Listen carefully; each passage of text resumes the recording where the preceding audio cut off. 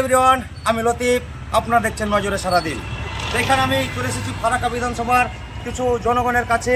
দেখাবো জনগণ এখানে বসে আছে, তাদের মুখে রায় জেনে নেব তারা কাকে চাইছেন ফারাক্কা বিধানসভায়।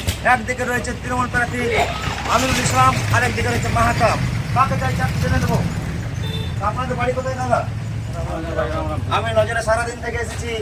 আমি জানতে চাই আপনাদের এখানে দুটো প্রার্থী, আপনারা বিশেষভাবে কাকে চাইছেন এখানে? একটু জোরে বলবেন।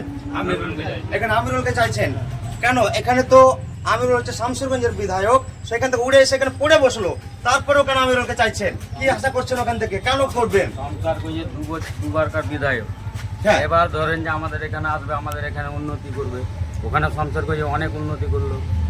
এবার আমাদের ফারাক্কাবাসীর ইয়ে হচ্ছে যে ফারাক্কার কিছু উন্নতি করার ব্যাপারে আমরা চাইছি যে এখানে আমিরুল ইসলাম জয়ী হোক। তো দর্শক শুনতে পেলেন, আমি একে একে সবার রায়গুলো নিয়ে নেবো ব্যক্তিগতভাবে। কি দাদা, কাকে চাইছেন আপনি? দাদা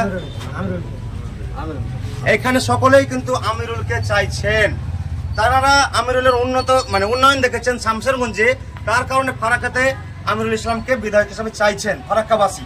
তাহলে আমি এখানে বলবো যে এখানে সারা কেমন আছে টিএমসির? দাদা খুব ভালো। তো ধন্যবাদ, দেখা হচ্ছে।